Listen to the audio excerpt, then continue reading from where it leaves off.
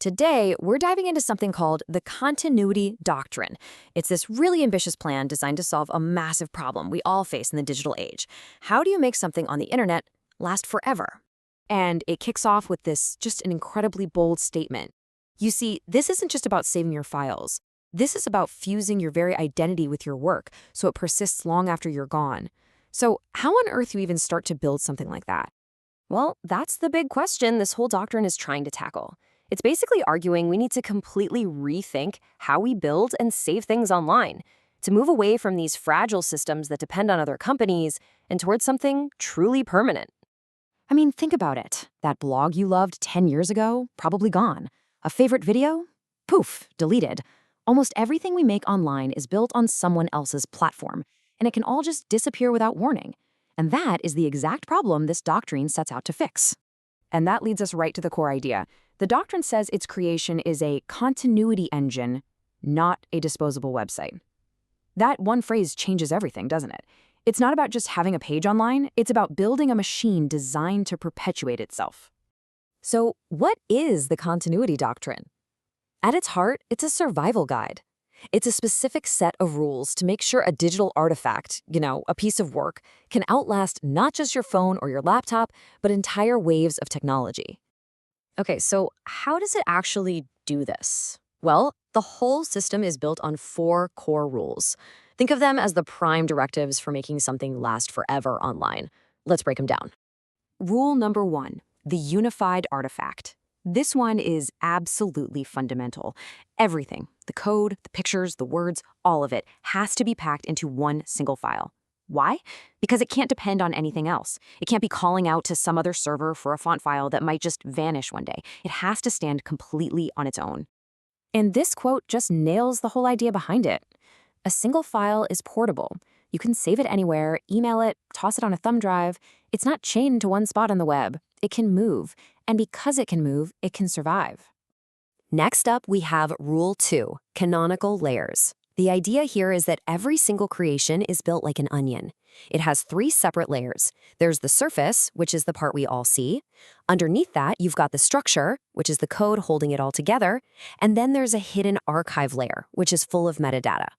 And the thinking here is to basically plan for failure. The doctrine just assumes that things will break over time. So even if the pretty visuals on the surface get all corrupted, the code underneath might still be fine. And even if the code fails, that hidden metadata archive still remembers the original pattern of what it was supposed to be. Rule 3 is all about redundant mirroring. Basically, don't keep all your data in one place. It requires every artifact to exist in 3 places at once. There's the live version out there on the web, a local master copy that you can edit, and a cold archive, which is a totally offline, secure backup. No single company, no single server is ever trusted with its survival. This quote, this really gets to the heart of the entire project. Making something last forever online doesn't happen by accident. You can't just upload it and hope for the best. It takes a deliberate, incredibly detailed plan. All right, this last rule is where things get a little more philosophical. It's called animated code. And here, animation isn't just for making things look cool. Every single movement, a fade, a pulse, you name it, has a very specific, predefined meaning. The doctrine calls it a ceremony. And that's the mantra for this rule. It forces every animation to have a purpose. So a glow isn't just a glow, it signifies resonance. A pulse doesn't just pulse, it means activation. The movement itself becomes a language that's baked right into the code. So, okay, we've got these 4 super detailed, kind of intense rules for making something survive. But you have to ask, why? Why go through all this trouble? Well, as it turns out, this was never just about saving a website. It's about something way, way bigger. And this is where we get the big reveal. In this fascinating disclaimer, the author says this whole project is about creating mythic infrastructure. So they're not just writing code, they're trying to build the foundation for a whole new kind of storytelling, a new kind of cultural memory. But it doesn't stop there. The mission gets even sharper. The project is also called a cinematic indictment. That tells you this isn't some neutral library of information. It's designed to make an argument, to be a critique of something.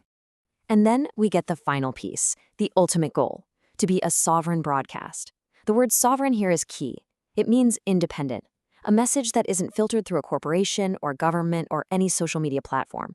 It's a direct transmission on its own terms. So, a sovereign broadcast of what? What's it for? Well, according to the doctrine, it's a diagnostic tool. It's built to shine a light on these hidden systems. Things like how ideas get boxed in, how powerful people and groups work together, and how our systems slowly fall apart. It's not just preserving information, it's a tool for analysis. And that really brings us back to the huge question this whole thing leaves you with. It gives us this incredible, detailed blueprint for making something last.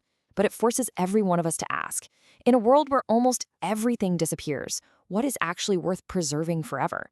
If you had this power, what would you choose to make immortal?